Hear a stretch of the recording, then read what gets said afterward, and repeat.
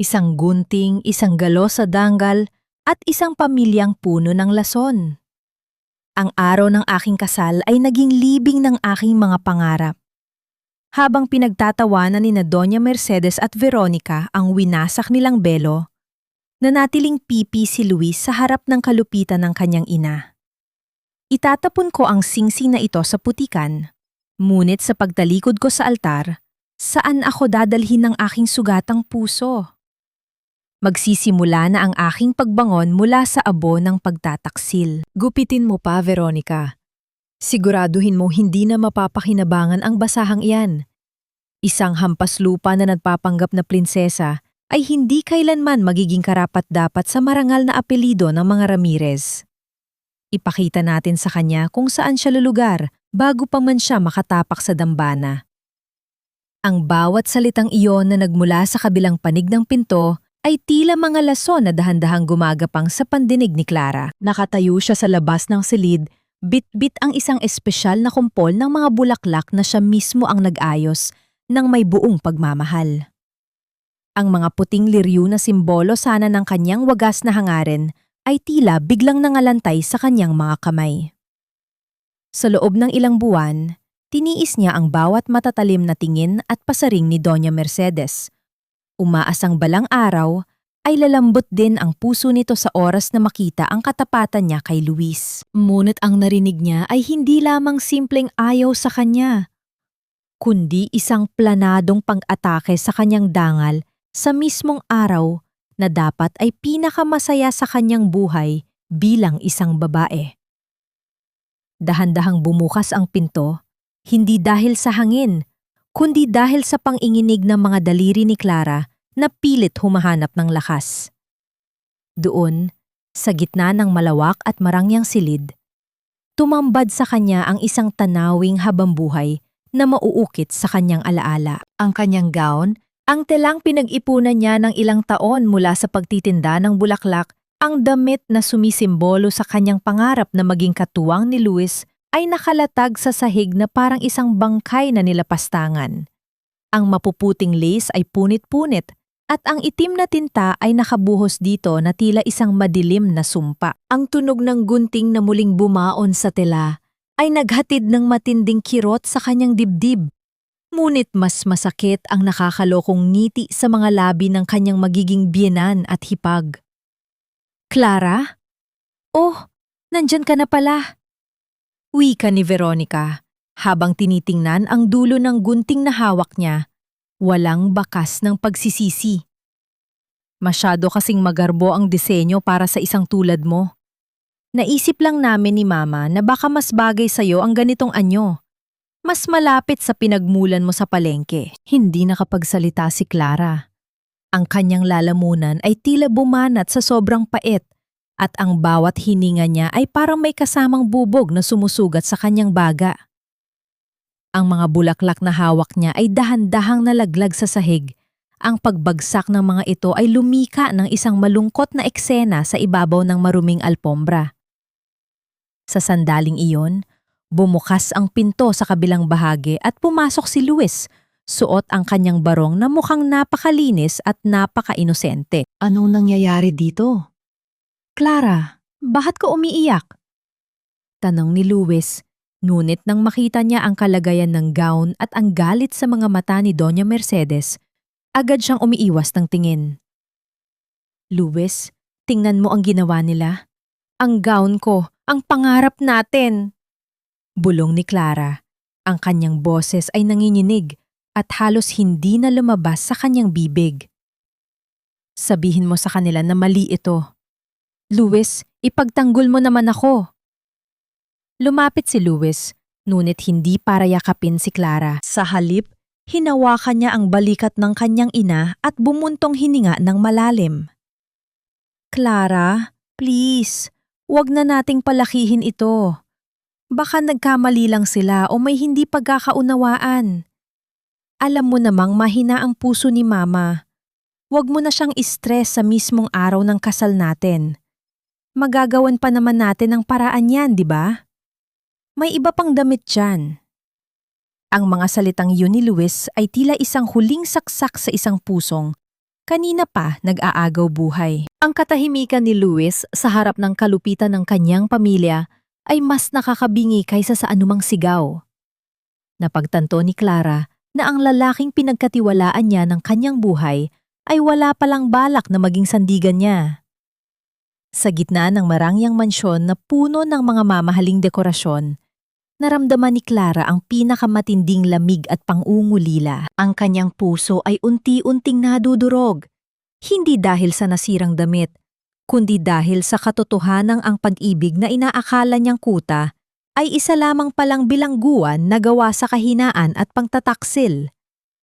Nakatayo siya doon, mag-isa sa gitna ng mga taong dapat ay magiging pamilya niya, habang ang bawat hibla ng kanyang pagkatao ay nagsisimulang bumigay.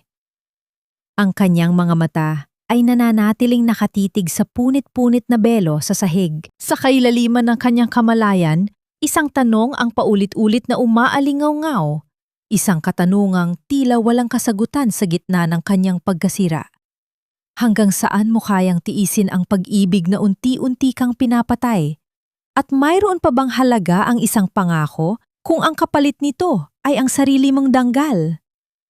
Maglakad ka na, Clara. Huwag kang gagawa ng eksena sa harap ng mga bisita. Isipin mo ang danggal ng pamilya Ramirez. Ang mga bulong na yon ni Doña Mercedes sa gilid ng simbahan ay tila mga tinik na pilit ibinabaon sa pandinig ni Clara. Nakatayo siya sa bukana ng dambana, suot ang kanyang gown na punit-punit ang laylayan at may mga mansa ng tinta na pilit niyang tinakpan sa pamamagitan ng mga sariwang bulaklak na dinitas niya sa gilid ng daan. Ang bawat hakbang niya sa mahabang pasilyo ng simbahan ay tila isang paglakad sa ibabaw ng nagbabagang uling. Ang mga bulong-bulungan ng mga panauhin ay gumagapang sa hangin na parang mga makamandag na ahas. Pinupuna ang kanyang kakaibang anyo at ang kawalan ng kinangang isang tradisyonal na kasal. Ngunit sa kabila ng lahat, ang kanyang mga mata ay nananatiling nakatuon kay Luis, ang lalaking naghihintay sa harap ng altar. Umaasang sa huling sandali ay gagawa ito ng isang milagro upang bawiin ang kanyang nadurog na dangal. Nang makarating siya sa harap ni Luis, naramdaman ni Clara ang panginginig ng kanyang sariling mga kamay. Ang amoy ng mga kandila at ang halimuyak ng mga insenso ay hindi nagbigay sa kanya ng kapayapaan, kundi ng isang matinding pakiramdam ng pagkasakal. Tumingin si Luis sa kanya, ngunit imbes na paghanga o pagkahiya sa nangyari sa silid kanina, ang nakita ni Clara ay takot. Isang takot na baka mapahiya sila sa harap ng maringal na lipunan ng Maynila. Ang mga daliri ni Luis na humawak sa kanyang kamay ay malamig, walang buhay, at walang paninindigan. Sa sandaling iyon, ang katahimikan sa loob ng simbahan ay naging napakabigat. Tila ang bawat pader ng lumang gusali ay bumabagsak sa balikat ni Clara. Clara, ano itong hitsura mo? Bakit mo sinuot ang sirang gown? Bulong ni Luis sa kanya habang ang pare ay nagsisimulang magsalita. Ang daming tao, Clara. Please, ayusin mo ang sarili mo. Let's just finish this and deal with it later. Ang bawat salita ni Luis ay tila isang malamig na buhos ng tubig na nagpagising sa natitirang bait ni Clara. Deal with it later? Ang katotohanang mas mahalaga kay Luis ang sasabihin ng ibang tao kaysa sa sugat na tinamo ng kanyang puso ay naging malinaw na parang sikat ng araw.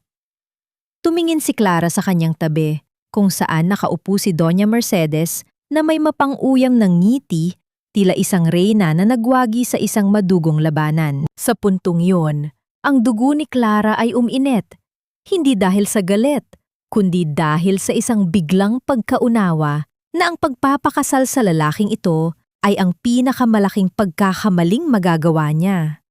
Nang dumating ang sandali ng pagpapalitan ng mga panata, hindi sumunod si Clara sa dikta ng tradisyon. Sa halip na sabihin ang mga salitang inaasahan ng lahat, dahan-dahang hinubad ni Clara ang kanyang belo, ang piraso ng tela na naging simbolo ng kanyang pagpapakababa. Ang bawat sinulid na nakakabit pa rito ay nalaslas, at ang mga bulaklak na ginamit niyang pantakip ay nalaglag sa sahig, nagkalat sa paanan ng altar. Ang mga mata ng lahat ay nanlaki. Ang mga bulungan ay biglang naputol at pinalitan ng isang nakabibinging katahimikan na tila humihinto ang pag-ikot ng mundo. Hindi ko kayang pakasalan ang isang anino, Luis. Wika ni Clara. Ang kanyang boses ay malenaw at buo.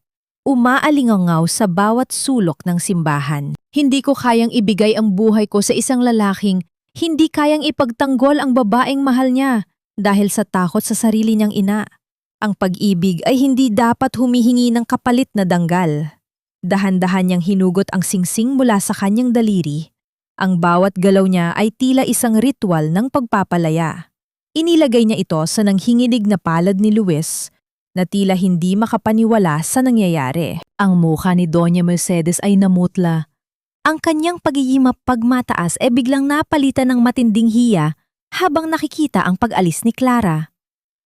Hindi lumingon si Clara. Tinalikuran niya ang altar, ang pamilya Ramirez, at ang buhay na akala niya ay kailangan niya upang maging buo. Ang bawat hakbang niya palabas ng simbahan ay mas magaan, tila ang bawat bigat na dinala niya sa loob ng maraming taon ay naiwan sa paanan ng dambana. Paglabas niya ng pinto, ang langit ay tila nakikiramay sa kanyang nararamdaman.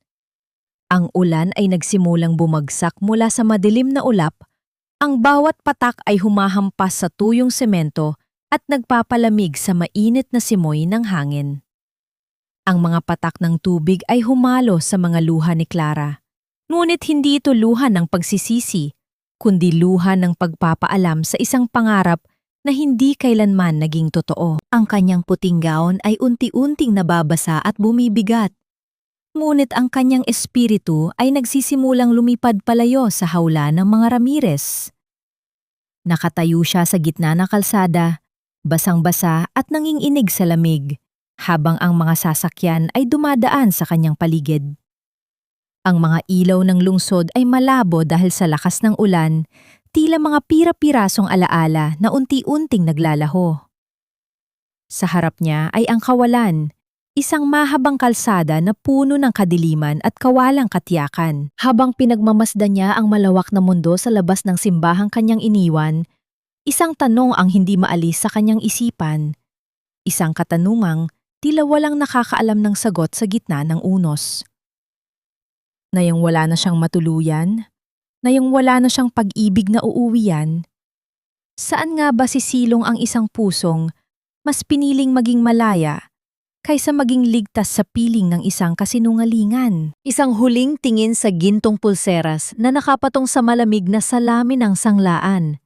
Iyon ang huling alaala ng kanyang yumaong ama, ang tanging bagay na nag-uugnay sa kanya sa isang buhay na puno ng dignidad bago pa man siya mabulag sa pag-ibig kay Luis.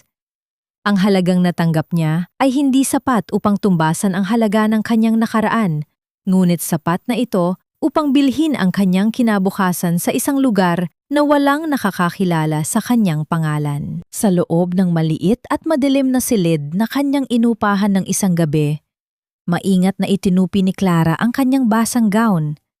Ang tilang naging saksi sa kanyang pinakamalaking pagkatalo. Wala siyang dalang malaking maleta. Tanging isang lumang bag na naglalaman ng ilang piraso ng damit at ang mga natuyong talulot ng liryo na kanyang pinulot sa paanan ng altar. Ang bapor na patungong Davao ay dahan-dahang lumalayo sa pampang ng Maynila. Ang usok nito ay humahalo sa madilim na ulap ng madaling araw. Nakatayo si Clara sa gilid ng deck, hinahayaan ang malakas na ihip ng hangin na humampas sa kanyang mukha. Ang alat ng dagat ay dumidikit sa kanyang balat, tila isang ritual ng paglilinis sa bawat bakas ng pamilya Ramirez na nananatili pa rin sa kanyang pagkatao. Habang pinagmamasdan niya ang unti-unting paglaho ng mga ilaw ng lungsod, naramdaman niya ang panginginig ng kanyang mga tuhod. Hindi ito dahil sa lamig ng madaling araw, kundi dahil sa bigat ng katotohanang siya ay ganap na ng nag-iisa. Sa bawat paghampas ng alon sa katawan ng barko, tila may isang bahagi ng kanyang puso ang tuluyan ng kumakawala at lumulubog sa kailaliman ng dagat. Miss, ayos ka lang ba? Mukhang malayo ang iniisip mo. Tanong ng isang matandang babae na katabi niya sa upuan. Ang boses nito ay puno ng pag-aalala.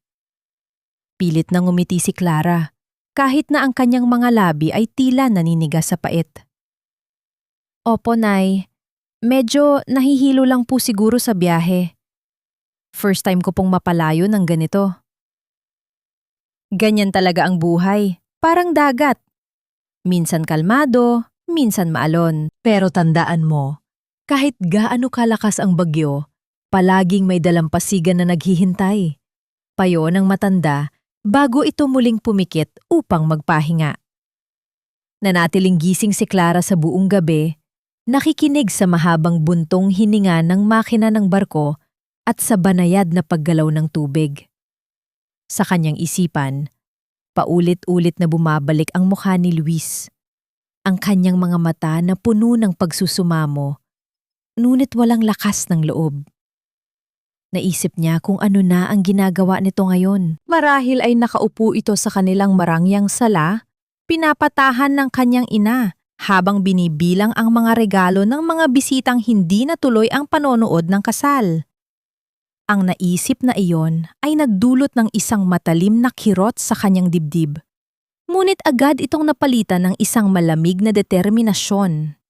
Hindi na siya babalik sa isang buhay kung saan ang kanyang halaga ay nakadepende sa kung gaano siya kayang tapakan ng ibang tao. Nang sumikat ang araw sa kabilang dako ng abot tanaw, ang kulay ng langit ay nagbago mula sa madilim na asul patungo sa nag-aapoy na kahel. Ang Davao ay unti-unti nang nagpapakita sa kanyang paningin.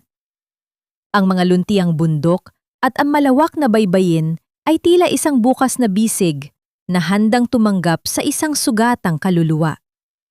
Ngunit habang papalapit ang barko sa pier, ang kaba sa dibdib ni Clara ay lalong tumitindi. Hinawawakan niya ng mahigpit ang kanyang bag. Nararamdaman ang bawat pira-pirasong barya sa loob nito. Ang perang nakuha niya sa sanglaan ay sapat lamang para sa ilang araw na pagkain at isang murang matitirhan. Pagbaba niya sa pier, ang ingay ng mga tao at ang amoy ng mga sariwang prutas at isda ay bumalot sa kanya. Ibang-iba ang hangin dito. Mas mainit, mas mabigat, at puno ng buhay na hindi niya kailanman naramdaman sa Maynila. Naglakad si Clara sa gitna ng makapal na tao. Hindi alam kung saan pupunta. Tanging ang kanyang pakiramdam ang nagiging gabay. Ang bawat hakbang niya sa bagong lupain ay tila isang pagsubok sa kanyang katatagan. Ang bawat mukhang nakakasalubong niya ay isang paalala na siya ay isang estranjero. Isang babaeng walang dala, kundi ang kanyang dangal at ang kanyang mga sugat. Tumigil siya sa harap ng isang maliit at lumang karenderya sa gilid ng kalsada. Tiningnan niya ang kanyang refleksyon sa isang basag na salamin sa dingding. Ang kanyang mga mata ay pagod, ang kanyang buhok ay gulo-gulo dahil sa hangin ng dagat, at ang kanyang damit ay kupas na. Sa isang sandali, parang gusto niyang maupo sa semento at umiyak ng malakas hanggang sa maubos ang kanyang hininga. Ngunit sa halip na sumuko, dahan-dahan niyang inayos ang kanyang buhok at huminga ng malalim. Kinuha niya ang kanyang pitaka at tiningnan ang huling ilang daang piso na natitira. Ito na ang lahat. Wala nang Luis na magbabayad ng kanyang mga bayarin. Wala nang Doña Mercedes na magdidikta ng kanyang susuotin. Habang ang araw ay unti-unting umaakyat sa gitna ng langit, naramdaman ni Clara ang gutom na nagmumula sa kanyang sikmura at ang pagod na nanunuot sa kanyang mga buto.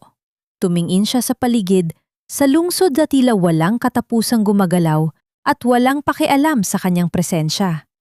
Isang malaking mundo ang nasa harap niya at ang bawat pinto ay nananatiling nakasara. Paano nga ba sisimula ng isang babaeng walang kahit ano ang pagbuo muli sa isang wasak na buhay kung ang tanging sandatan niya ay ang mga kamay na sanay lamang sa paghawak ng mga marupok na bulaklak? Mainit ang singaw ng semento sa pampublikong palengke ng Davao, isang init na tila nanunuot sa bawat hibla ng kupas na damit ni Clara.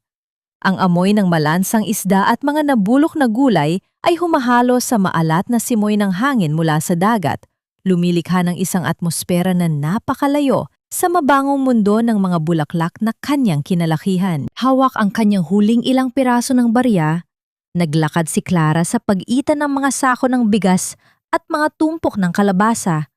Umaasang may isang mabuting loob na tatanggap sa kanya kahit bilang tagahugas man lang ng mga maruming pinggan.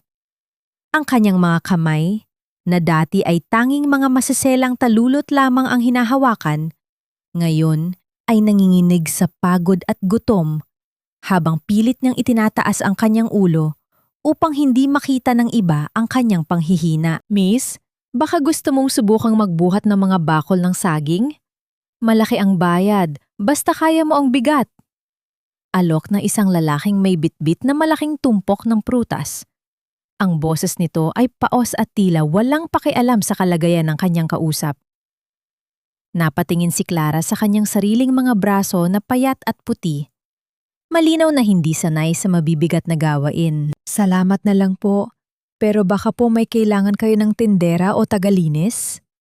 Tugon niya sa wikang Tagalog na tila isang kakaibang himig sa pandinig ng mga tao sa palengke. Ang lalaki ay tumawa lamang ng bahagya at nagpatuloy sa kanyang lakad. Iniwan si Clara sa gitna ng siksikan at ingay ng mga mamimili. Sa bawat pagtanggi na kanyang natatanggap, tila may isang pader na unti-unting nabubuo sa kanyang paligid. Pinapaalala sa kanya na sa lungsod na ito, ang kanyang pinag-aralan at talento sa sining ay walang halaga kung hindi niya kayang gamitin ang kanyang katawan para sa pisikal na paggawa.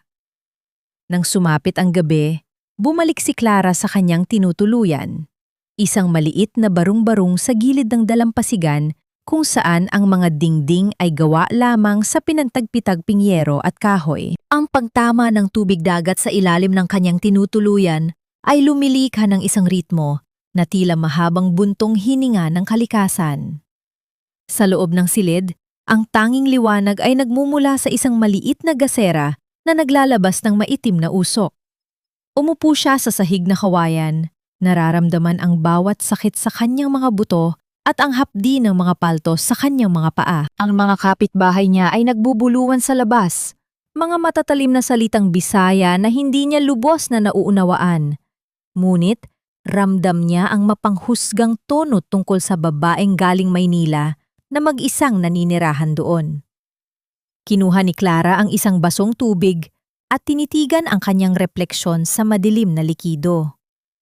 Naalala niya ang mga gabing kasama niya si Luis sa mga marangyang restaurant, kung saan ang tanging problema niya ay kung anong uri ng alak ang babagay sa kanyang pagkain. Ngayon, ang bawat subo ng kanin na may kaunting asin ay tila isang malaking tagumpay. Ang lungkot na nararamdaman niya ay hindi lamang para sa nawalang pag-ibig, kundi para sa nawalang seguridad at pagkakakilanlan. Sino nga ba si Clara de la Cruz kung wala ang kanyang mga mamahaling gamit at ang pangalang Ramirez na akala niya ay magliligtas sa kanya?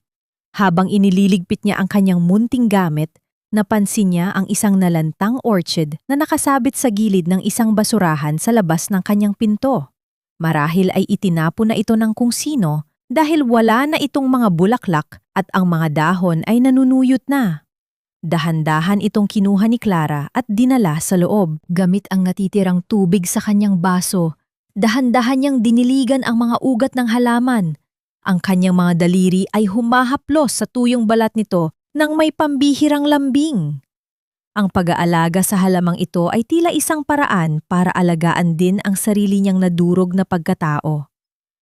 Mabubuhay ka rin, bulong niya sa halaman. Ang kanyang boses ay tila isang panalangin na pilit kumakawala sa gitna ng kawalang pag-asa. Tulad ko, hahanap tayo ng paraan para muling mamukadkad sa gitna ng putikan. Sa dilim ng gabi, sa gitna ng aling-asaw ng dagat at ng kahirapang tila walang katapusan, napansin ni Clara ang isang matandang lalaking nakatayo sa di kalayuan. Pinagmamasdan siya mula sa ilalim ng isang puno ng niyog. Ang lalaki ay nakasuot ng simpleng kamiseta at may hawak na lumang sombrero. Ang kanyang mga mata ay tila may lalim na hindi karaniwan. Hindi ito lumapit, ngunit ang titig nito ay nag-iwan ng isang kakaibang pakiramdam sa dibdib ni Clara. Isang pakiramdam na tila may nakakaunawa sa kanyang lihim na sining sa kabila ng kanyang abang kalagayan. Sino ang matandang ito na tila alam ang bawat kilos niya? At ano ang magiging papel nito sa isang buhay na tila unti-unti nang nilalamon ng anino ng kahapon? Ang sikat ng araw sa Davao ay may ibang uri ng haplos. Mainit, ngunit tila may dalang pang-ahong muling pagkabuhay. Sa maliit na beranda ng kanyang barong-barong, maingat na pinagmamasdan ni Clara ang iniligtas niyang orchid. Ang isang maliit na usbong ng luntiang kulay ay nagsisimula ng sumilip mula sa tuyong katawan nito, isang himala na nagpabilis sa tibok ng kanyang puso. Sa gitna ng kanyang kahirapan, ang munting halaman na ito ang naging simbolo ng kanyang sariling pag-iral. Habang hinahaplos niya ang masiselang ugat nito, naramdaman niya ang isang anino na tumatabing sa kanyang likuran. Mabubuhay yan. Ang mga ligaw na bulaklak dito sa Mindanao ay mas matigas ang loob kaysa sa mga laking Maynila na nasa loob ng aircon.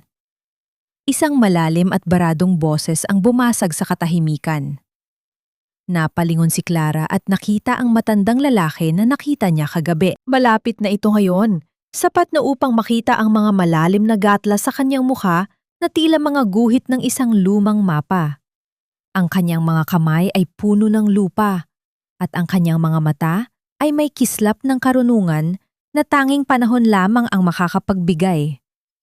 Siya si Mang Cardo, ang kinikilalang maestro ng mga halaman sa baybaying iyon. Isang lalaking mas gusto pang kausapin ang mga dahon kaysa sa mga tao. Nakita kita kagabi, iha.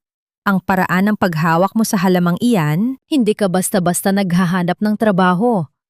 May sining ang mga daliri mo. Pagpapatuloy ni Mang Cardo habang tinitingnan ang munting orchid ni Clara. Sining po na wala namang halaga sa palengke, Mang Cardo. Mapait na sagot ni Clara, bagaman nagulat siya na kilala siya nito. Sa Maynila, ang mga bulaklak ay palamuti lang. Dito, ang mahalaga ay kung anong nakakain. Umupo ang matanda sa isang pirasong troso at kumuha ng isang tuyong sanga. Dahan-dahan itong iginuhit sa buhanginan. Nagkakamali ka. Ang tao ay hindi lang nabubuhay sa tinapay. Kailangan din natin ng kagandahan upang maalala natin tayo ay tao at hindi hayop. May munting garden ako sa dulo ng kalsadang ito. Kung gusto mong matuto kung paano kausapin ang mga halamang hindi basta-babasta na mamatay, pumunta ka roon bukas ng madaling araw. Sa loob ng sumunod na mga araw, nahanap ni Clara ang isang bagong uri ng kapayapaan sa piling ni Mang Cardo. Hindi ito ang marangyang buhay na nakasanayan niya, kundi isang buhay na puno ng amoy ng basang lupa at halimuyak ng mga ligaw na rosas. Itinuro sa kanya ng matanda ang lihim ng mga halaman, kung paano malalaman ang uhaw ng lupa sa pamamagitan lamang ng pakikinig sa kaluskos ng mga dahon, at kung paano gagamutin ang isang nagtatampong halaman sa pamamagitan ng tamang pagputol ng mga patay na bahagi nito. Sa bawat halaman na kanyang itinatanim, tila may isang subat sa kanyang puso ang unti-unting naghihilom. Ang pag-aalaga sa kalikasan ay naging paraan niya upang patawarin ang sarili sa mga maling desisyong nagawa niya sa nakaraan. Isang hapon, habang nag-aayos sila ng mga bagong punla, napansin ni Clara ang isang kakaibang katahimikan kay Mang Cardo. Mang Cardo, bakit po kayo mag-isa rito? Nasaan po ang pamilya niyo? Tumigil ang matanda sa kanyang ginagawa at tumingin sa malayo, sa direksyon kung saan lumulubog ang araw. Ang pamilya ay parang mga talulot, Clara. Nalalaga sila kapag dumating ang taglagas ng buhay. Ang mahalaga ay ang mga buto na naiwan mo sa lupa. Huwag mong hayaang ang sakit ng kahapon ay pumatay sa kakayahan mong magmahal muli, kahit na ang ibig sabihin nito ay mahalin mo muna ang iyong sarili. Ang mga salitang iyon ay tila isang mainit na yakap sa nanlalamig na espiritu ni Clara. Naramdaman niya ang panghinginig ng kanyang mga labi at ang pag-init ng kanyang mga mata. Sa unang pagkakataon, mula nang iwan niya ang altar, naramdaman niyang hindi siya kailangang maging biktima habang buhay. Ngunit ang kapayapaang iyon ay biglang nabulabog nang makita niya ang isang batang lalaki na tumatakbo patungo sa kanila. May hawak na isang puting sobre na may markang nagmula sa Maynila. Ate Clara! Ate Clara! May sulat po para sa inyo. Inabot po ng postman doon sa dulo. Sigaw ng bata habang hinihingal. Kinuha ni Clara ang sobre nang may panginginig sa kanyang mga kamay.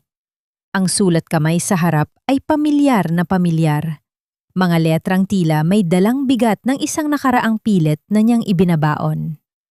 Ito ang sulat kamay ni Luis. Habang tinititigan niya ang kanyang pangalan na nakasulat sa puting papel, tila muling bumalik ang amoy ng insenso sa simbahan at ang lamig ng bakal na singsing na isinauli niya. Bakit pa siya sinusulatan ni Luis pagkatapos ng lahat?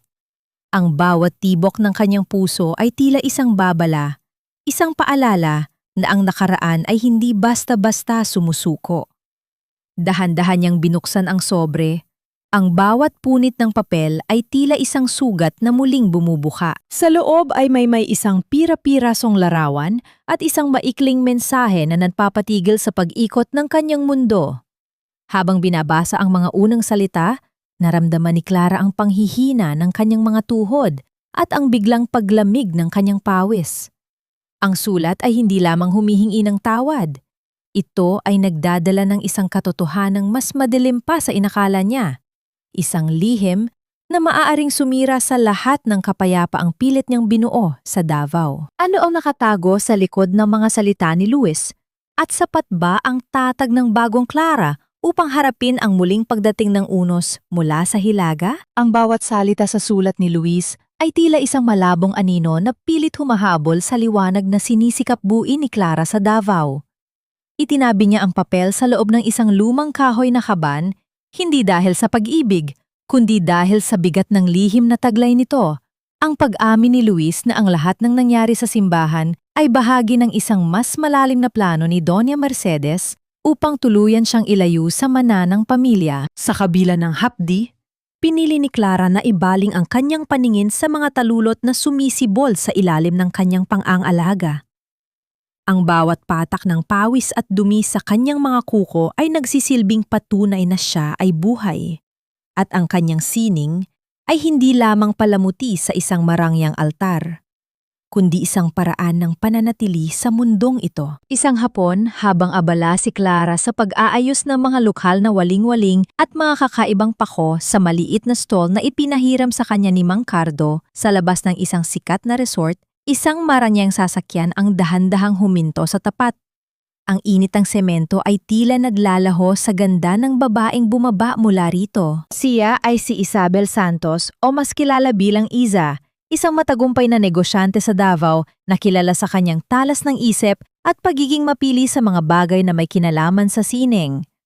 Ang kanyang bawat galaw ay puno ng awtoridad, ngunit may isang uri ng lungkot sa kanyang mga mata na agad napansin ni Clara. Isang uri ng lungkot na tila pamilyar sa kanya. "Excuse me, ikaw ba ang gumawa ng arrangement na ito?" Tanong ni Iza habang itinuturo ang isang kumpol ng mga bulaklak na tila sumasayaw sa gitna ng mga tuyong sanga at baging. "I have never seen anything like this. It's raw, yet so elegant. Parang may kinukwento siyang story." Pilit na itinago ni Clara ang panginginig ng kanyang boses. "Opo ma'am, gawa po yan sa mga ligaw na bulaklak dito sa paligid. Ang sining po kasi ay hindi lang tukol sa mamahaling rosas, kundi sa kung paano binubuhay ng bawat piraso ang isa't isa." Ngumiti si Iza, isang ngiti na tila nakakita ng isang hiyas sa gitna ng mga bato. "I like your perspective. I am opening a new hotel next month, and I need someone who can bring the soul of Davao inside the lobby. What's your name, Iha?" "Clara po. Clara de la Cruz." Doon nagsimula ang pagbabago sa kapalaran ni Clara. Sa tulong ni Iza, Ang maliit na stall sa tabi ng kalsada ay unti-unting naging isang pangalan na pinag-uusapan sa buong lungsod, ang Clara's Blossoms. Hindi naging madali ang bawat hakbang. Kailangang magpuyat ni Clara upang pag-aralan ang bawat detalye ng negosyo habang ang kanyang puso ay nananatiling nakikipaglaban sa mga gunita ng Maynila. Ngunit sa tuwing nararamdaman niya ang panghihina, naroon si Iza upang magbigay ng payo at lakas. Si Iza ang naging kapatid at sandigan na hindi kailanman ibinigay sa kanya ng tadhana sa piling ng mga Ramirez. Ang tagumpay ay naging matamis, ngunit sa bawat palakpak at papuri na natatanggap niya, nananatili ang isang maliit na puwang sa kanyang dibdib na tila naghihintay ng isang kaganapan. Isang gabi, habang tinatapos ni Clara ang huling arrangement para sa grand opening ng hotel ni Iza, ang paligid ay balot ng katahimikan. Ang tanging naririnig ay ang banayad na pag-ikot ng electric fan at ang mahinang paghampas ng hangin sa mga bintana. Ang halimuyak ng mga sariwang bulaklak ay sapat na sana upang bigyan siya ng kapayapaan. Ngunit isang kakaibang pakiramdam ang nagpatayo sa mga balahibo sa kanyang batok. Tumingin siya sa malaking salamin ng kanyang bagong shop at napansin ang isang aninong nakatayo sa kabila ng kalsada sa ilalim ng madilim na puno ng nara. Ang anino ay hindi gumagalaw, tila isang rebulto na nakatitig sa bawat kilos niya sa loob ng maliwanag na silid. Ang hugis ng balikat nito at ang paraan ng pagtayo ay tila isang bahagi ng kanyang nakaraan na pilit niyang tinatalikuran. Sa isang sandali, tila tumigil ang pagdaloy ng oras. Ang gunita ng ulan sa labas ng simbahan at ang pamilyar na amoy ng pabangong ginagamit ni Luis ay tila humalo sa simoy ng gabi. Ang kanyang kamay na hawak ang gunting ay dahan-dahang bumaba at ang kanyang hininga ay naging mababaw at mabilis. Lumabas si Clara, ang bawat hakbang niya sa malamig na sahig ay tila isang pagtungo sa kailaliman ng isang bangin. Habang papalapit siya sa pintong salamin, ang anino ay dahan-dahang gumalaw, tila natatakot na makita o tila naghihintay na tawagin. Ang kaba sa kanyang dibdib ay naging isang matinding dagundong na tila gustong sumabog. Nang buksan niya ang pinto, ang lamig ng hangin sa labas ay humampas sa kanyang mukha. Ngunit ang mas nakakapanindig balahibo ay ang paglaho ng anino sa isang iglap. Tila isang panaginip na nabura sa paggising. Ngunit sa semento kung saan nakatayo ang misteryosong tao, may naiwang isang maliit na bagay. Isang tuyong piraso ng puting lace na nagmula sa isang belo. Sino ang naglalakas loob na sundan siya hanggang dito sa dulo ng Mindanao? At ano ang layunin nito sa pag-iwan ng isang pait na alaala sa pintuan ng kanyang bagong buhay? Ang bawat hakbang ba ng kanyang tagumpay ay susundan pa rin ng madilim na anino ng mga Ramirez o ito na ang huling babala na ang nakaraan ay hindi pa tapos sa kanya? Ang bawat pintig ng puso ni Clara ay tila isang babala na paulit-ulit na umaalingaw-ngaw sa katahimikan ng kanyang silid. Mula nang makita niya ang piraso ng lace sa labas ng kanyang tindahan, ang bawat anino sa kanto at ang bawat boses na hindi pamilyar ay nagpapabilis sa kanyang paghinga. Ang sikat ng araw sa Davao na dati ay nagbibigay sa kanya ng init at pag-asa. Ngayon ay tila may dalang panganib na hindi niya maipaliwanag. Habang hinahawakan niya ang isang kumpol ng sariwang rosas, naramdaman niya ang panginginig ng kanyang mga daliri.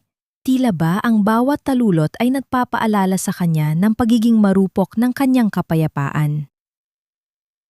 Isang gabi, matapos ang isang mahabang araw ng pag-aayos ng mga bulaklak para sa isang malaking handaan, nagpasiya si Clara na maglakad-lakad muna sa dalampasigan upang palamigin ang kanyang isipan. Ang tunog ng mga alon na humahampas sa pampang ay nagbibigay ng isang uri ng musika na tila nagpapatulog sa kanyang mga pangamba.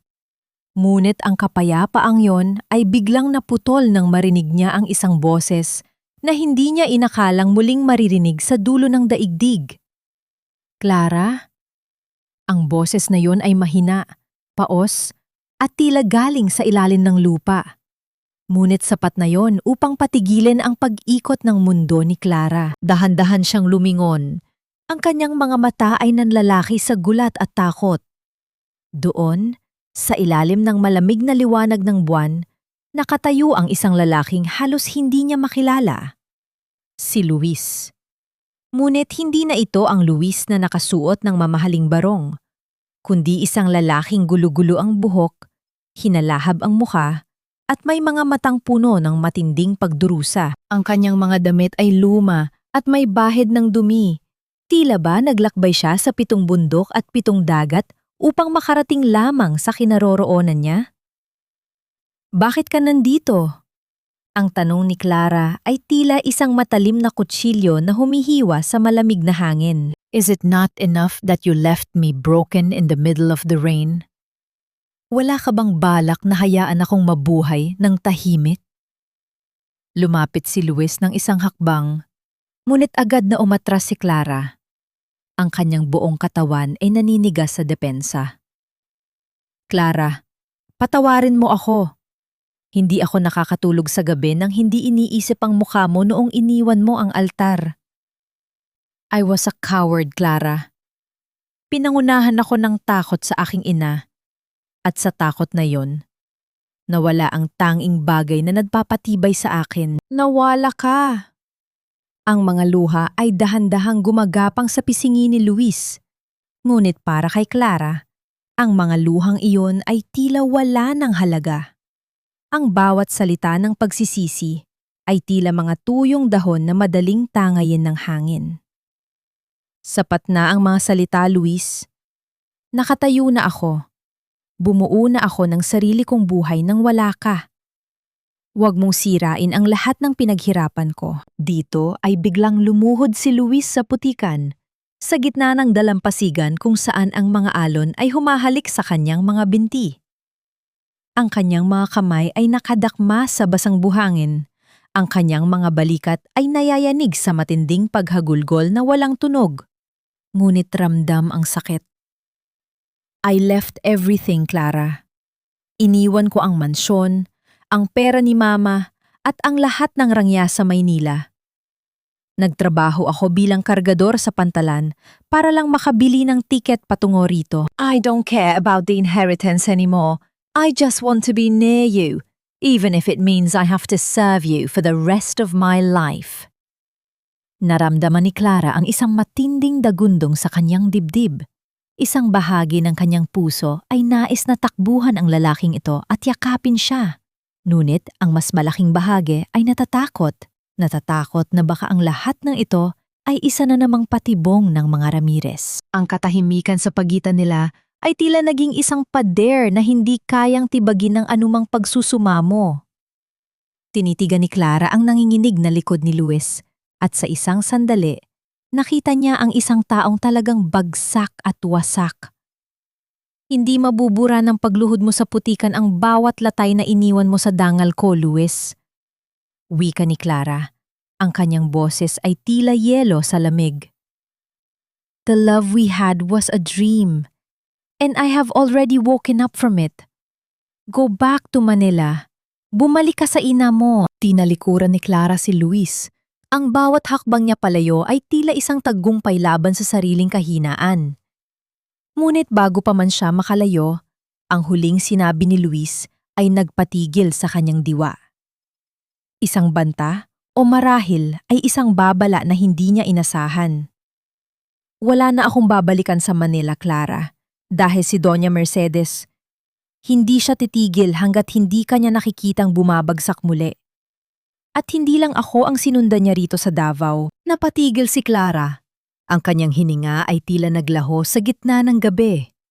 Ang malamig na kilabot ay gumapang sa kanyang buong katawan habang ang mga salita ni Luis ay muling nagpapaalala sa kanya na ang anino na nakaraan ay hindi lamang si Luis, kundi isang mas malaking panganib na naghihintay sa bawat sulok ng kanyang bagong buhay. Sino pa ang dinala ng tadhana sa Davao upang sirain ang kanyang munting paraiso?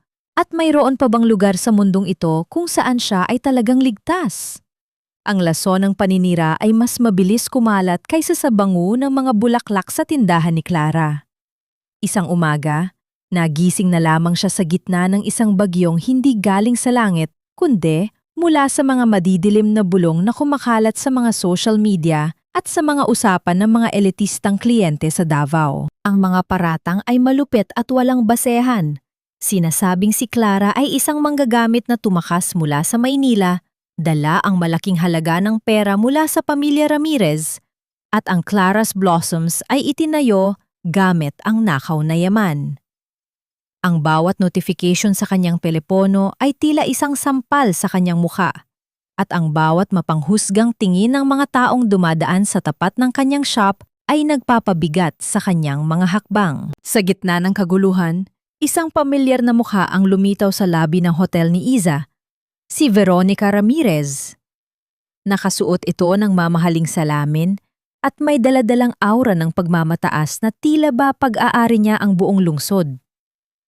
Sa harap ng maraming tao, hinarap ni Veronica si Clara nang may nakakalokong ngiti. Ang kanyang boses ay sadyang itinaas upang marinig ng lahat. "Clara dear, akala mo ba ay makakatakas ka na lang ng ganoon kadali?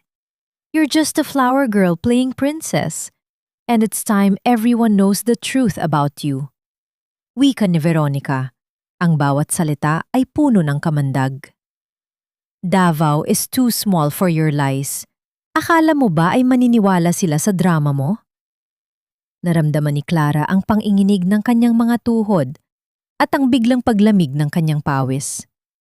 Ang bawat latay ng nakaraan ay tila muling bumukas. Ngunit bago pa man siya makasagot, isang matatag na kamay ang humawak sa kanyang balikat. Si Iza Santos. Ang matagumpay na negosyante ay tumayo sa pagitan ni Clara at Veronica. Ang kanyang mga mata ay tila nagbabaga sa galit, ngunit nananatiling kalmado ang tindig. "Miss Ramirez, I suggest you take your drama back to Manila. In my city, we value hard work and integrity. Things that Clara has proven every single day. If you continue to harass my partner, hindi lang ang pangalan mo ang sisirain ko, kundi ang bawat koneksyon ng pamilya nyo rito sa Mindanao." Matapang na pahayag ni Iza. Ang katahimikan na sumunod ay napakabigat. Tila ba ang hangin ay tumigil sa pagdaloy.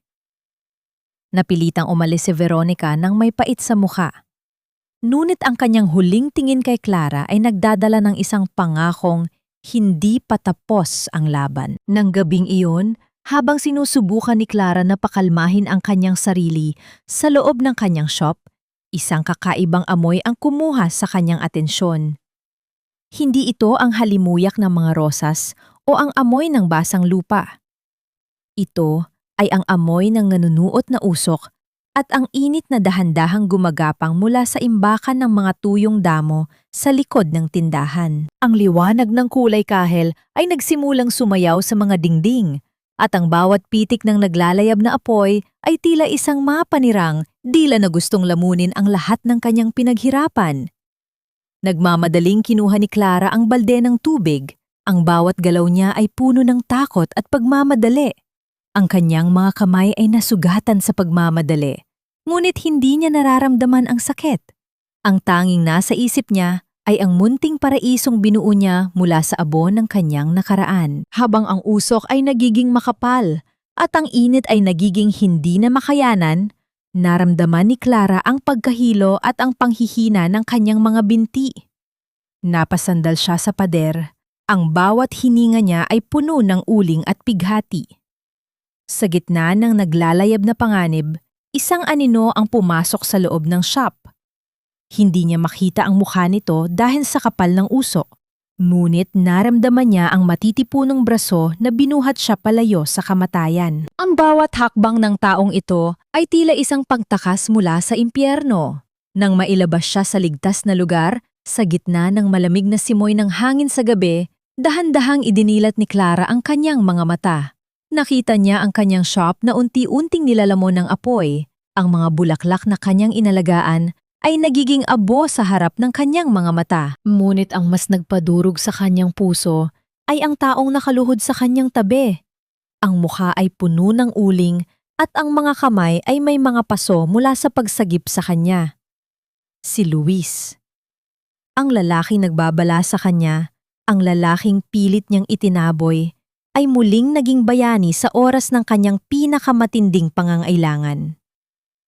Tiningnan ni Clara ang nagliliyab na shop at pagkatapos ay tumingin sa sugatang mukha ni Luis. Ang bawat pangarap na binuo niya sa Davao ay tila naglalaho sa usok at ang tanging natitira ay ang katotohanan kahit gaano siya kalayo tumakbo, ang nakaraan ay palaging may paraan upang sunugin ang kanyang kinabukasan. Saan nga ba magsisimula ang isang babaeng nawalan na naman ng lahat?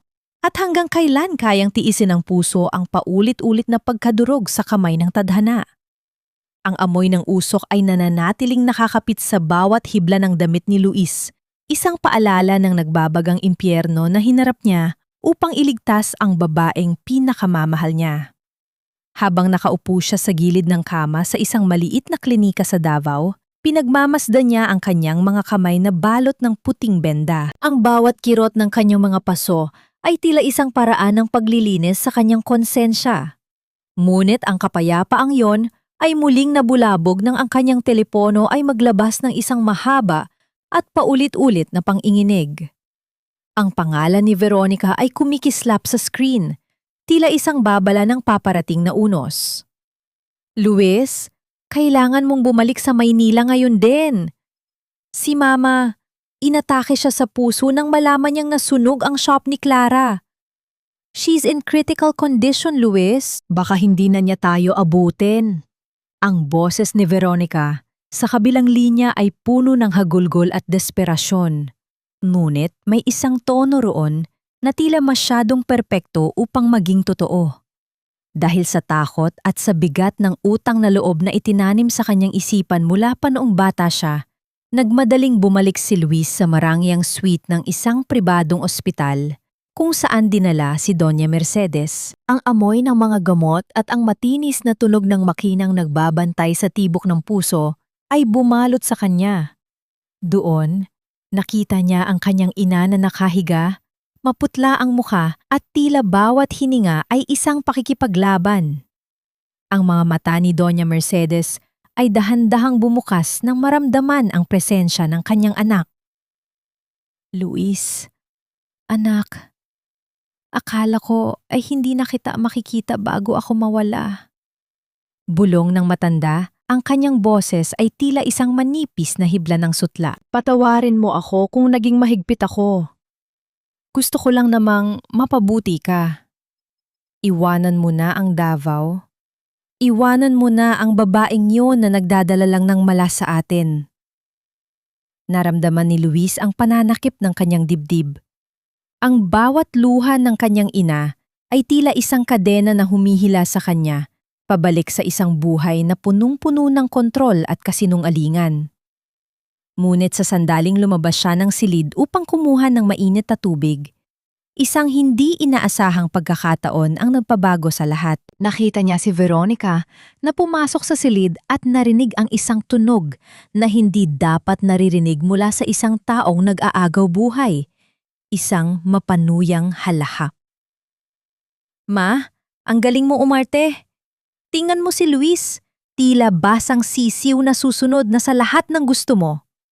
Wika ni Veronica habang inilalabas ang kanyang makeup kit mula sa bag. Ang itim na anino sa ilalim ng mga mata mo ay talagang mukhang totoo. Akala niya talaga ay mamamatay ka na. Siyempre, Veronica.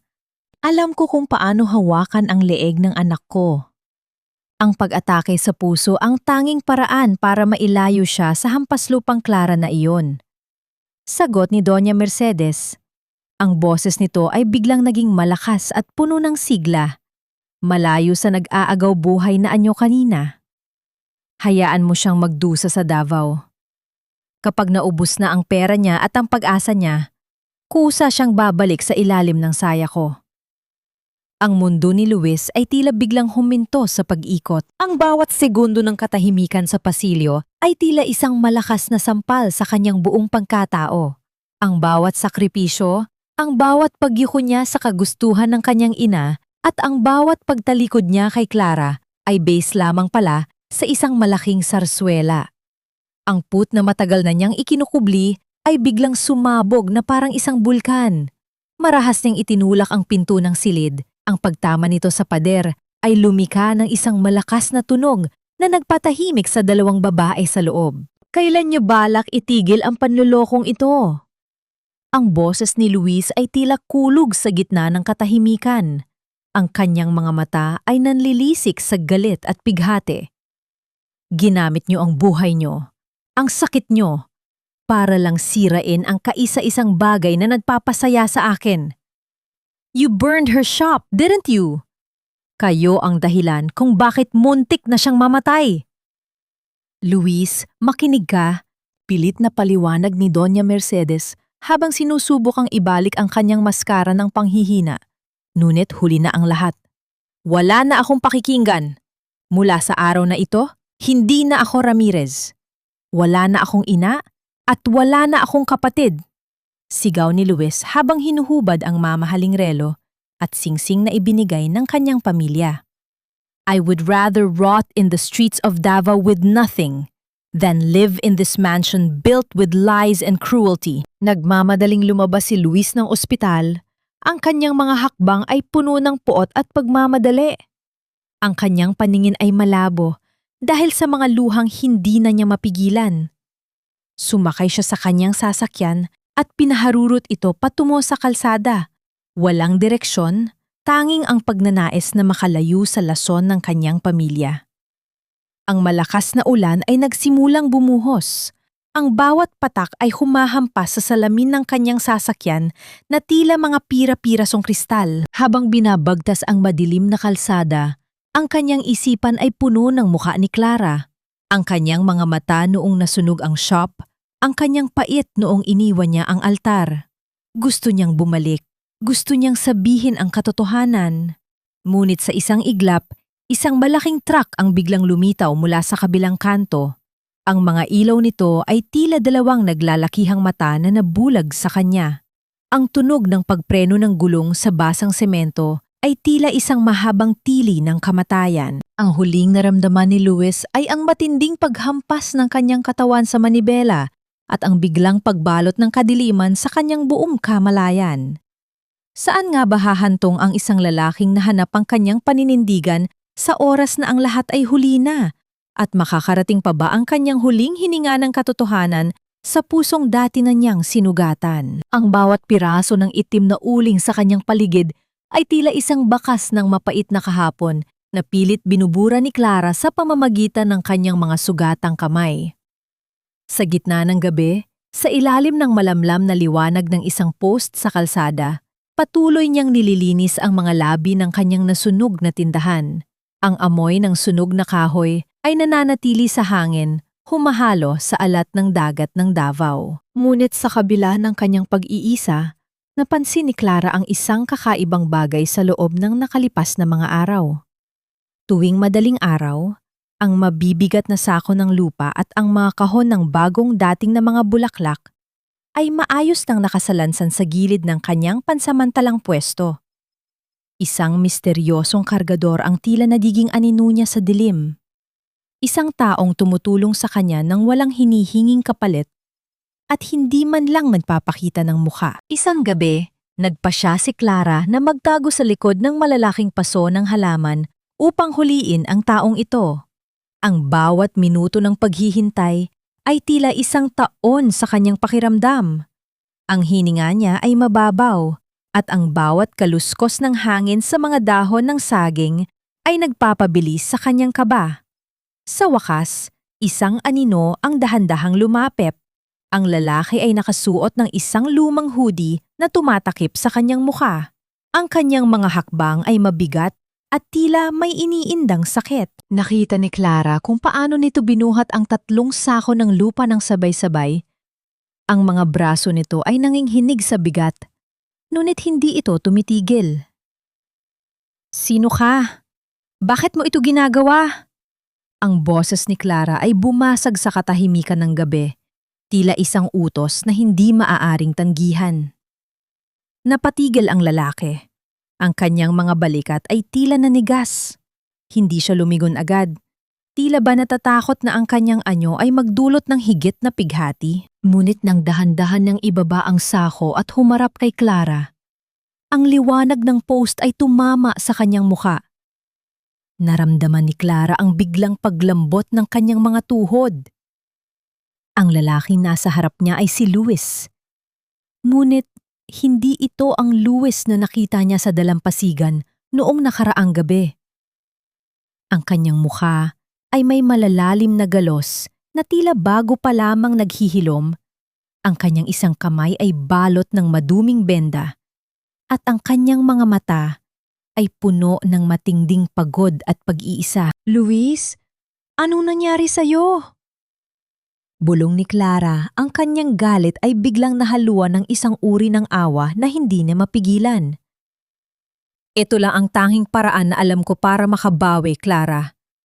Ang boses ni Luis ay tila isang gas-gas na plaka, puno ng pait. Wala na akong pera, wala na akong pamilya. Ang tanging natitira sa akin ay ang lakas ng aking katawan. Hayaan mo na akong gawin ito. Huwag mo akong itaboy bilang Luis Ramirez. Tingnan mo lang ako bilang isang kargador na gustong tumulong sa'yo. Hindi nakapagsalita si Clara. Nakita niya ang mga paso sa leeg ni Luis at ang paraan ng kanyang paglalakad na tila bawat hakbang ay isang paghihirap. Gusto niyang sumigaw. Gusto niyang sabihin na hindi sapat ang pagbubuhat ng sako para bayaran ang lahat ng kanyang luhang pumatak. Ngunit nang makita niya ang isang piraso ng papel na nalaglag mula sa bulsa ni Luis, isang medical report mula sa isang ospital sa Maynila na may nakasulat na major trauma, naramdaman ni Clara ang isang matalim na kirot sa kanyang dibdib. Naalala niya ang balitang narinig niya tungkol sa isang malubhang aksidente sa kalsada ilang gabi na ang nakalilipas. Bakit ka bumalik dito sa ganitong kalagayan? You should be in a hospital, Luis. Bakit mo pinaparusahan ang sarili mo ng ganito? Tanong ni Clara. Ang kanyang boses ay nanginginig sa pag-ita ng pot at pag-aalala. Dahil ang sakit ng aking katawan ay wala pa sa kalingkingan ng sakit na idinulot ko sa iyo. Sagot ni Luis habang sinusubukang buhatin ang isa pang kahon. Ngunit sa pagkakataong ito, ang kanyang katawan ay tuluyan ng bumigay. Napasandal siya sa pader. Ang kanyang hininga ay naging mabilis at gulo-gulo, habang ang kanyang mukha ay namumutla sa tindi ng iniindang hapdi. Dinala ni Clara si Luis sa loob ng kanyang maliit na tinutuluyan. Sa ilalim ng malamlam na liwanag ng bumbilya, dahan-dahan niyang tinanggal ang maduming benda sa kamay nito. Ang bawat sugat ni Luis ay tila isang kwento ng kanyang pagtakas mula sa lason ng kanyang pamilya. Habang dinidiligan ni Clara ng gamot ang mga sugat, ang bawat haplos niya ay tila isang gamot din sa sarili niyang puso. May isang sandali ng katahimikan kung saan ang tanging naririnig ay ang banayad na paghinga ng dalawang taong muling pinagtagpo ng tadhana sa gitna ng kanilang mga pagkakawasak. Hindi ko alam kung mapapatawad mo pa ako, Clara. Bulong ni Luis habang nakatitig sa kisame.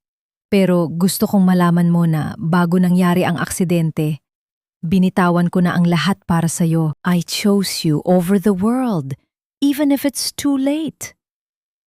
Tumingin si Clara sa mga mata ni Luis at sa unang pagkakataon, nakita niya ang isang katapatan na hindi nabubura ng anumang takot sa magulang. Ngunit bago pa man siya makasagot, isang anino ang dahan-dahang lumitaw sa bintana na kanyang silid. Ang aninong yon ay hindi kay Luis o kay Iza. Ito ay isang anyo na may dalang matalim na tingin at isang boses na tila galing sa kailaliman ng impyerno.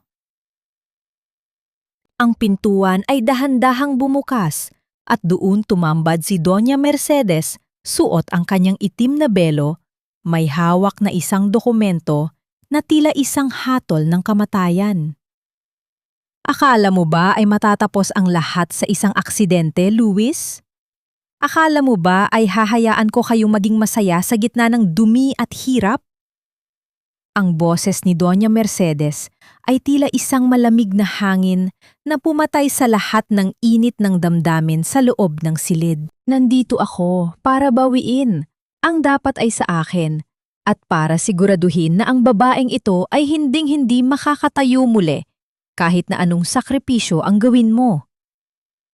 Naramdaman ni Clara ang muling pagbalot ng takot sa kanyang buong pagkatao. Ang bawat pangarap na muling sumisibol ay tila biglang nalanta sa presensya ng matandang babae. Ano ang nilalaman ng dokumentong hawak ni Doña Mercedes at hanggang saan ang kayang gawin ng isang ina upang tuluyang wasakin ang buhay ng sarili niyang anak at ng babaeng pilit nitong minamahal? Ang laban ba ni Clara para sa kanyang dangal ay mauwi lamang sa isang mas malaking pagkatalo sa kamay ng isang babaeng walang puso? Ang bawat salita ni Doña Mercedes ay tila isang malamig na hampas ng hangin na pumatay sa lahat ng init ng damdamin sa loob ng silid. Inilapag niya ang isang makapal na folder sa ibabaw ng mesa. Ang marahas na pagdampi ng papel sa kahoy ay lumikha ng isang tunog na tila isang hatol ng kamatayan sa gitna ng katahimikan. Ang kanyang mga mata, na tila 2 piraso ng matalim na bubog, ay nakatuon kay Clara nang may hindi matatawarang puot. Sa tabi niya, si Veronica ay nakatayo ng may mapang-uyam na ngiti, tila isang anino na naghihintay sa pagbagsak ng kanilang biktima. Magkano ba ang halaga ng iyong dangal, Clara? 1,000,000? 2? Tanong ni Doña Mercedes. Ang kanyang boses ay puno ng kamandag habang inilalabas niya ang isang tsekeng may malaking halaga. Pirmahan mo ang kasunduang ito. Iwanan mo ang Davao. Iwanan mo ang anak ko. At hinding-hindi ka na muling magpapakita sa amin. Ang isang katulad mong galing sa putikan ay hindi kailanman magiging karapat-dapat sa pangalang Ramirez kahit na anong pagpapanggap ang gawin mo. Naramdaman ni Clara ang panghinginig ng kanyang mga kamay. Hindi dahil sa takot, kundi dahil sa matinding pagkamuhing nanunuot sa kanyang mga buto. Tumingin siya kay Luis na pilit na bumabangon mula sa pagkakahiga. Ang kanyang mukha ay namumutla sa tindi ng sakit ng kanyang mga sugat. Nakita ni Clara ang paghihirap sa mga mata ni Luis. Ang labanan sa pagitan ng pagmamahal sa ina at ang katarungang matagal ng ipinagkakait sa kanya. Ang katahimikan sa loob ng maliit na silid ay naging napakabigat. Tila ang bawat pader ay dahan-dahang gumigipit sa kanilang hininga. Ma, stop this. Please. Pakiusap ni Luis. Ang kanyang boses ay mahina at paos. Bawat salita ay tila isang huling hininga ng isang taong nalulunod. Wala nang halaga ang pera mo sa akin. I chose to stay here because I finally found what it means to be a man. Not a puppet you control, but a man who can stand for the woman he loves. Isang mapang-uyam na tunog ang pinakawala ni Doña Mercedes mula sa kanyang mga labi. You think you're a man? Look at yourself, Luis. Nakatira sa isang barong-barong, nagtatrabaho bilang kargador, sugatan at dugyot. Ito ba ang buhay na gusto mo para sa babaeng ito? Ang magdusa kasama mo? Dahan-dahang tumayo si Clara. Ang kanyang tindig ay hindi na ang katulad ng babaeng umiiyak sa harap ng altar noong nakaraang taon. Ang bawat latay ng nakaraan ay nagsilbing patibay sa kanyang espiritu. Kinuha niya ang tseke, tinitigan ito ng ilang segundo, at pagkatapos ay dahan-dahang pinunit ito sa harap ni Doña Mercedes. Ang bawat pira-pirasong papel na nalalaglag sa sahig ay tila mga talulot ng isang bulaklak na namumukadkad sa gitna ng unos. Ang dangal ko ay hindi nabibili ng perang nagmula sa panluloko, Doña Mercedes. Wika ni Clara. Ang kanyang boses ay tila isang malinaw na agos ng tubig na humuhugas sa lahat ng lason sa silid. The only person who is in the mud right now is you. You think your wealth makes you superior, but you are the poorest woman I have ever known. Because you don't know how to love without possessing.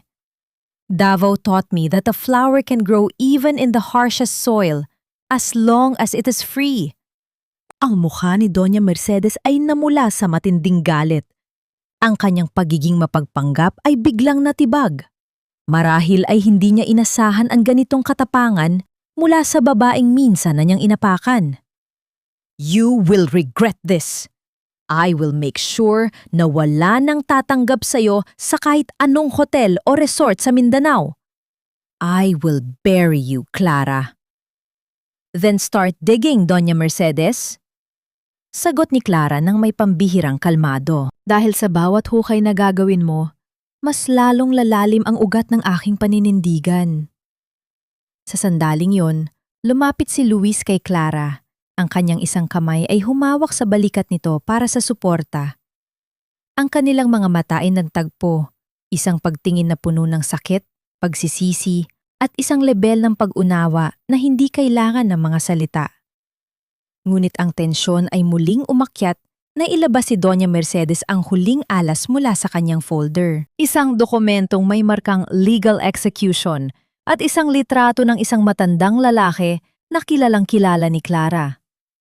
"Kung hindi ka madadaan sa pera, dadaanin kita sa mga taong mahal mo," bulong ni Doña Mercedes. Ang kanyang boses ay tila isang malamig na hininga ng kamatayan. "Mang Cardo, ang iyong maestro, alam mo bang ang lupang kinatatayuan ng kanyang garden ay pag-aari na ng aking kumpanya? Sa isang pirma ko lang, lahat ng bulaklak na inalagaan nyo ay dudurugin ng mga bulldozer bukas ng umaga. Choose now, Luis. Choose your mother's legacy or let this girl and her old mentor lose everything." Naramdaman ni Clara ang biglang pagtigil ng pagdaloy ng kanyang dugo. Ang imahe ni Mang Cardo, ang tanging taong naniwala sa kanya sa oras ng kanyang kawalan, ay naging isang matinding pasanin sa kanyang konsensya. Tumingin si Luis sa dokumento at pagkatapos ay sa kanyang ina. Ang kanyang panga ay nanigas at ang kanyang mga kamao ay nakakuyom hanggang sa mamuti ang kanyang mga kuko. Ang desisyong kailangang gawin ni Luis ay hindi lamang tungkol sa pag-ibig, kundi tungkol sa kapalaran ng mga taong walang kinalaman sa kanilang laban. Saan hahantong ang isang sakripisyong hihilingin ng tadhana sa gitna ng isang digmaang walang panalo?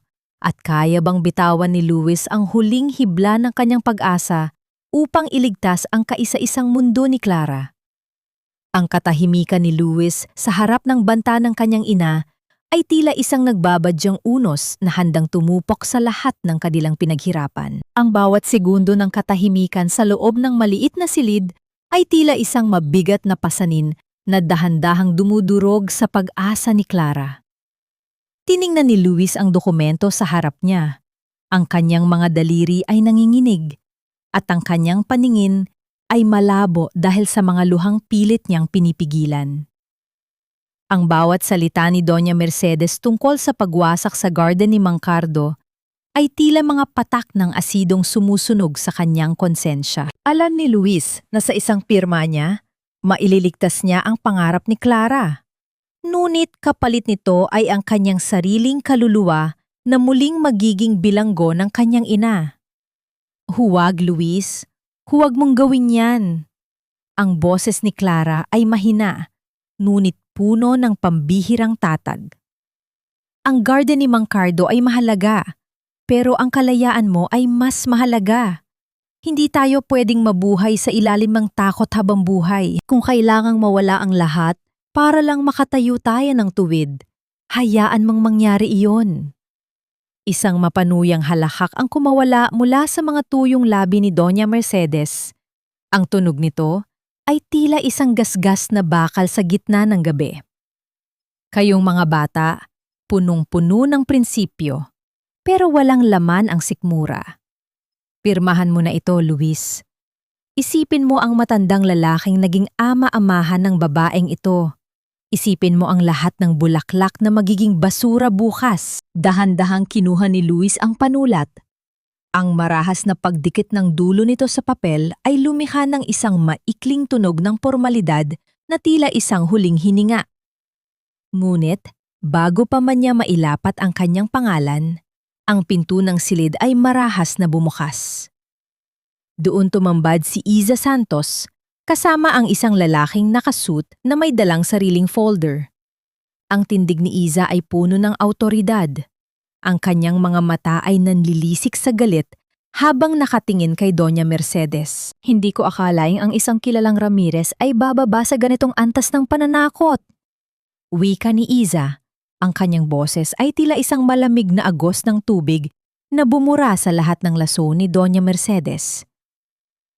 Suriin mo ang dokumentong hawak mo, Doña Mercedes. Ang lupang kinatatayuan ng garden ni Mang Cardo ay hindi na bahagi ng kumpanya nyo. Binili ko ang bawat pulgada nito kagabi pa, sa ilalim ng pangalan ng isang foundation na pinamamahalaan ni Clara at Mang Cardo. Wala kang kapangyarihan dito sa Davao. Ang mukha ni Doña Mercedes ay biglang namutla. Ang kanyang pagiging mapagmataas ay tila isang bahay na gawa sa barahan na gumuho sa isang iglap. Ang folder na hawak niya ay dahan-dahang nalaglag sa sahig. Ang mga papel ay nagkalat sa paanan ni Clara na para mga pira-pirasong basura. Sa unang pagkakataon, nakita ni Clara ang takot sa mga mata ng babaeng dati ay kinatatakutan niya. Ang katotohanan ng ang kanyang pera at pangalan ay walang saysay sa harap ng tunay na pagkakaibigan at pagkakaisa ay tila isang malakas na sampal na nagpatahimik sa kanya. "Umalis na po kayo!" wika ni Clara. Ang kanyang boses ay kalmado, ngunit may dalang bigat na tila isang pader na hindi maaaring tibagin. "Bumalik kayo sa Maynila at doon nyo itayo ang inyong palasyo ng kasinungalingan. Dito sa Davao, ang mga bulaklak ay hindi binibili upang pagmukhain kayong mabuti, kundi upang ipaalala sa amin na ang bawat sugat ay may kasunod na paghilom. You have no place in our garden." Wala nang nagawa si Doña Mercedes at si Veronica, kundi ang lumabas ng may matinding hiya. Ang bawat hakbang nila sa malamig na sahig ay tila isang pagtakas mula sa isang labanang kailanman ay hindi nila mapapanalo. Nang mawala na ang anino ng mga Ramirez, ang silid ay tila muling napuno ng sariwang hangin. Lumapit si Clara kay Luis at dahan-dahang kinuha ang panulat mula sa kamay nito.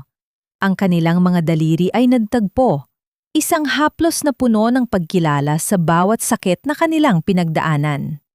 "Tapos na, Luis, malaya na tayo," bulong ni Clara.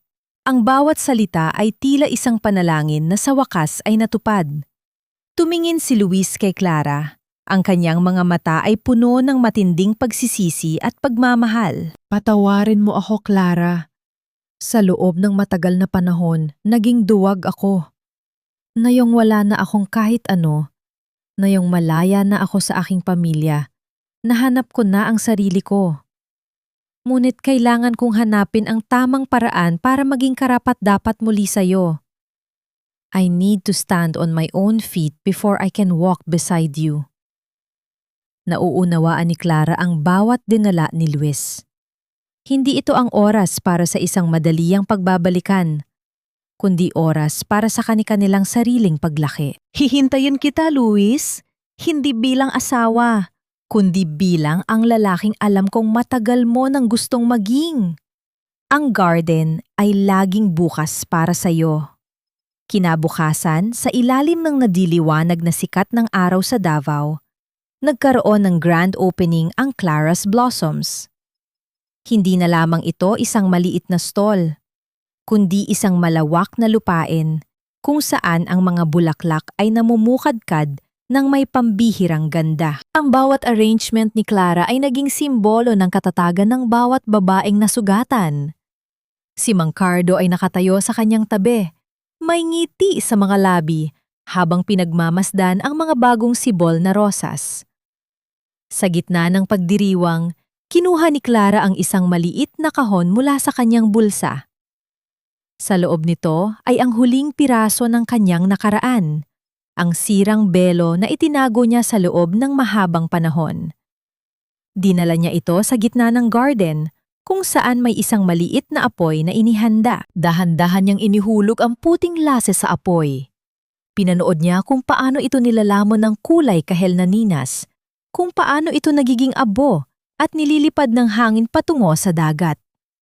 Ang bawat hibla ng tela na naging saksi sa kanyang pait ay tuluyan ng naglaho, pinalitan ng amoy ng sariwang lupa at ang tamis ng kalayaan. Habang pinagmamasdan niya ang malawak na abot-tanaw ng Davao, Naramdaman ni Clara ang isang matinding kapayapaan sa kanyang puso. Ang pag-ibig ay hindi pala tungkol sa paghahanap ng taong bubuo sa iyo, kundi ang pagiging buo mo mismo upang kayang magmahal ng walang takot. Ang bawat bulaklak sa kanyang paligid ay tila bumubulong ng isang bagong pangako. Isang pangako na kahit gaano kalakas ang unos, ang bawat babaeng may paninindigan ay laging makakahanap ng kanyang sariling paraan upang muling mamukadkad sa ilalim ng sikat ng araw. Saan nga ba hahantong ang isang buhay na binuo mula sa mga pira-pirasong pangarap at mayroon pa bang mas hihigit na kaligayahan kaysa sa pagtuklas na ang pinakamagandang bulaklak ay ang iyong sariling kaluluwa na hindi na kailanman muling malalanta? 5 taon ang mabilis na lumipas. Tila, isang mahabang panahon ng pagpapatubo sa isang lupang dati ay tigang at puno ng alat.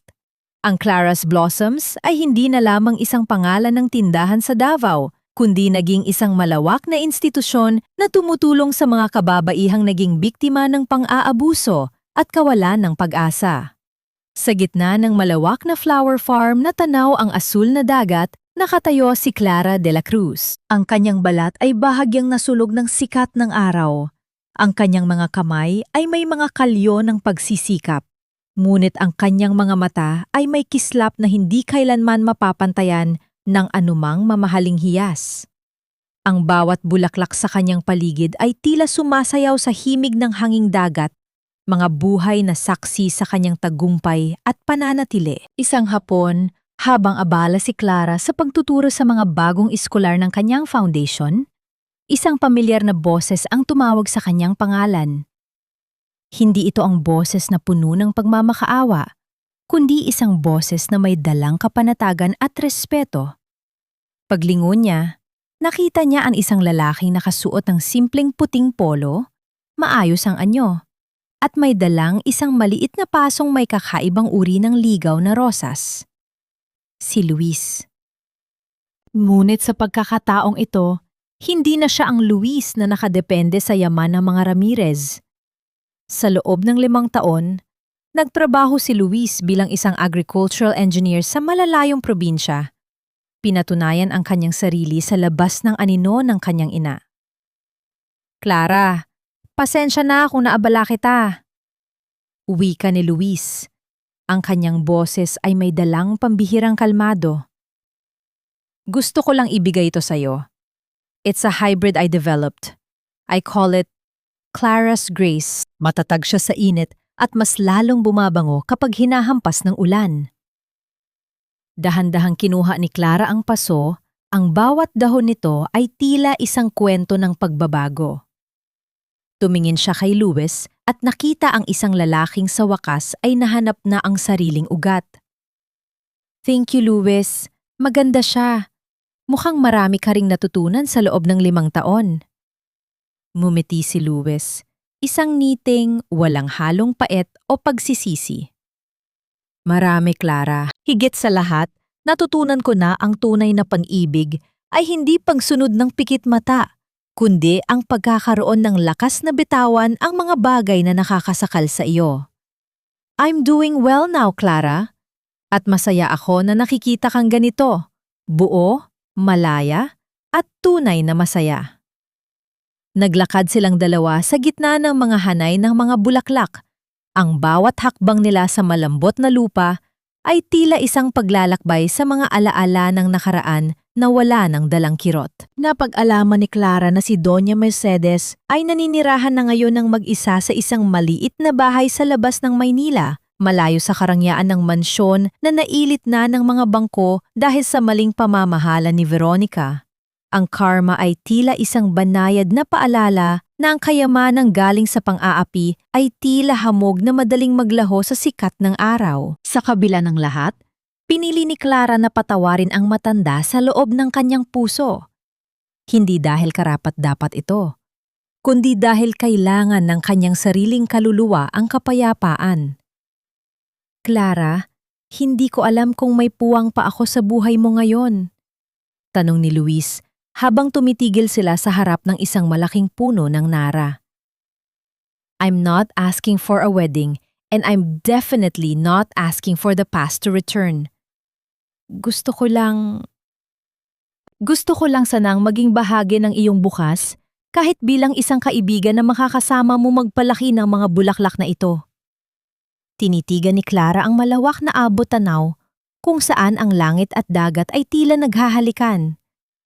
Ang kanyang puso ay hindi na ang katulad ng sa babaeng tumakas mula sa altar. Ito ay isang pusong muling nabuo, muling namukadkad, at handa ng magmahal ng walang takot sa pagkakagapos. Kinuha niya ang isang bulaklak mula sa paso at inilagay ito sa kanyang buhok. Ang kanyang ngiti ay tila isang bagong umaga na sumisikat pagkatapos ng mahabang gabi. Ang bawat bulaklak ay may sariling panahon ng pagbukadkad, Luis. Sagot ni Clara nang may pambihirang lambing. Maybe we can start by planting a new seed together. No pressure, no expectations. Just us and the garden. Sa sandaling iyon, ang hangin sa Davao ay tila naging mas mabango. Ang bawat halimuyak ng mga bulaklak ay naging isang himig ng pag-asa. Ang sirang belo ay hindi na isang kwento ng pagkawasak, kundi isang kwento ng muling pagkabuo. Natutunan ni Clara na ang pinakamahalagang aral sa buhay ay hindi ang iwasan ang sakit, kundi ang gamitin ang bawat pighati bilang pataba sa lupa upang ang iyong sarili ay muling mamukadkad ng mas matatag at mas maganda. Ang bawat babaeng nakikinig sa kwentong ito ay dapat makaalam. Ang iyong halaga ay hindi nakadepende sa kung paano ka tratuhin ng ibang tao, kundi sa kung paano mo tratuhin ang iyong sariling puso. Sa gitna ng bawat unos, sa likod ng bawat sirang pangarap, palaging may isang buto ng katatagan na naghihintay lamang ng tamang panahon upang muling sumibol sa ilalim ng sikat ng araw ng katarungan at pag-ibig sa sarili. Ang pag-ibig ni Clara at Luis ay hindi nagtapos sa isang magarbo, ngunit pilit na kasal, kundi sa isang tahimik na hapon sa gitna ng isang garden, kung saan ang bawat talulot ay malayang humihinga at ang bawat puso ay sa wakas ay nahanap na ang tunay nitong tahanan.